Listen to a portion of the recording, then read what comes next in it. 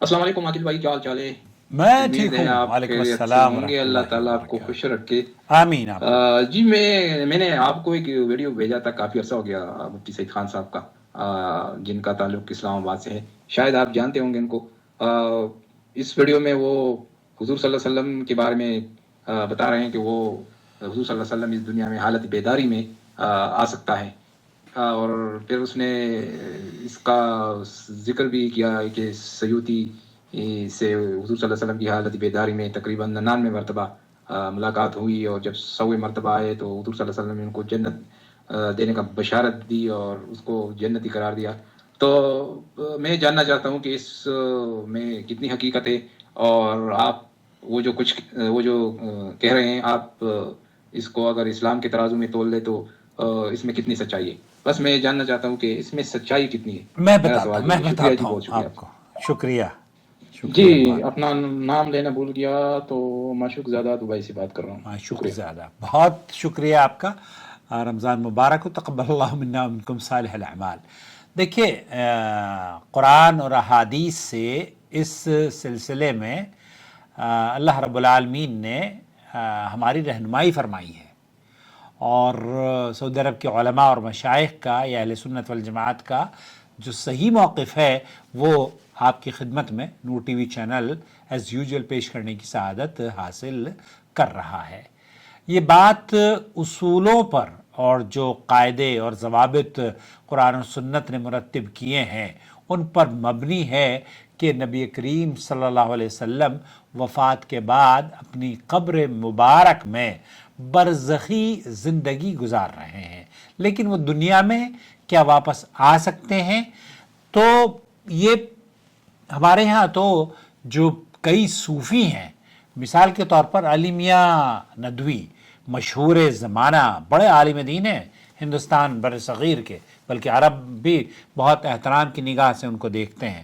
ان کا میں نے ایک انٹرویو، بلکہ ان کے بارے میں ندیم صاحب ہیں ہمارے دوست لکھنؤ کے، ان سے انٹرویو لیا تو انہوں نے ان کی کتاب کا حوالہ دیا اور کہا کہ انہوں نے بھی یہ لکھا ہے، سیوطی ہی نے نہیں بلکہ کئی علماء، صوفی علماء نے لکھا ہے کہ نبی کریم صلی اللہ علیہ وسلم قبر سے نکلتے ہیں، قبر سے ہاتھ نکلتا ہے۔ مولانا زکریا فضائل درود میں لکھتے ہیں، سنتے ہیں اور سفر کرتے ہیں۔ مولانا زکریا نے بھی لکھا ہے، ہاتھ عورتوں کے پیٹ پر کسی کو شفا دے دیتے ہیں۔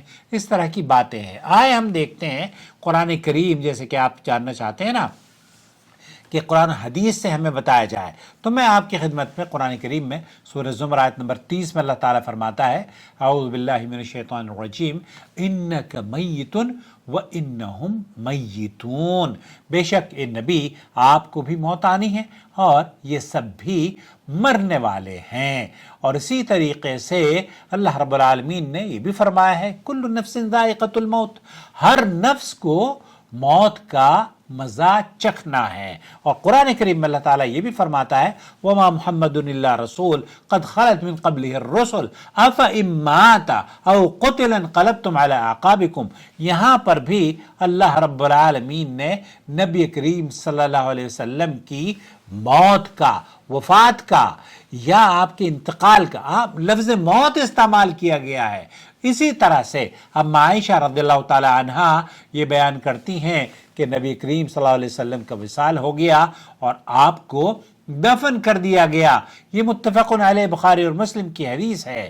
اس حدیث سے اس بات کی دلیل ملتی ہے کہ نبی کریم صلی اللہ علیہ وسلم زندہ تھے اور آپ کی وفات بھی ہوئی، آپ کا انتقال ہوا، آپ پر موت آئی، کل نفس ذائقۃ الموت، اور پھر اس کے بعد آپ کو دفن کر دیا گیا، اور پھر اس کے بعد ان کی زندگی، قبر کی زندگی برزخی زندگی ہے۔ شیخ ابن باز جو سعودی عرب کے مفتی اعظم ہیں، ان کا موقف یہ ہے کہ وہ یہ کہتے ہیں کہ یہ عقیدہ رکھنا کہ نبی کریم صلی اللہ علیہ وسلم وفات کے بعد دنیا میں واپس آتے ہیں، باطل اور غیر اسلامی نظریہ ہے۔ نبی کریم صلی اللہ علیہ وسلم اپنی قبر میں برزخی زندگی گزار رہے ہیں، جہاں اللہ نے انہیں خصوصی مقام عطا فرمایا ہے، لیکن وہ دنیا میں نہیں آتے۔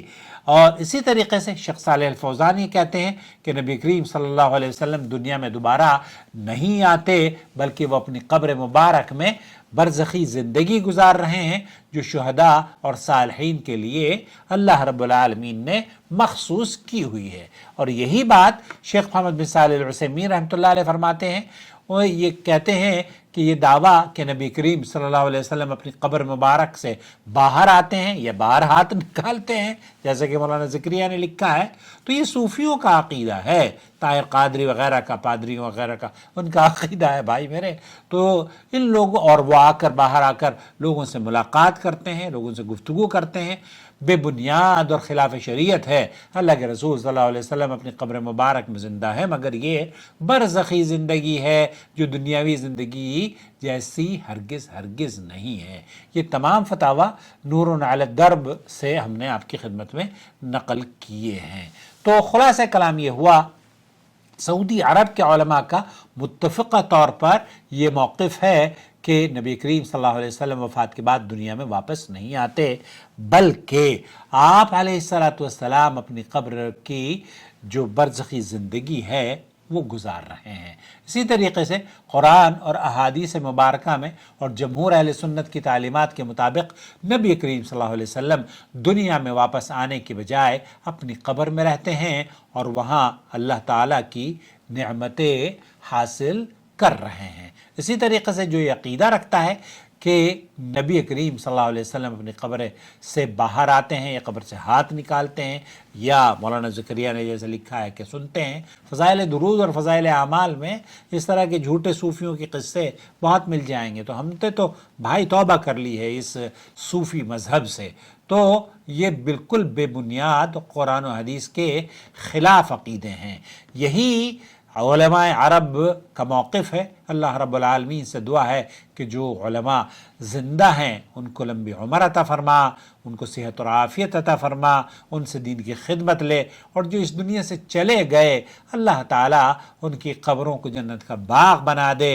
اللہ رب العالمین انہیں جنت الفردوس عطا فرما، اور ہمیں اللہ رب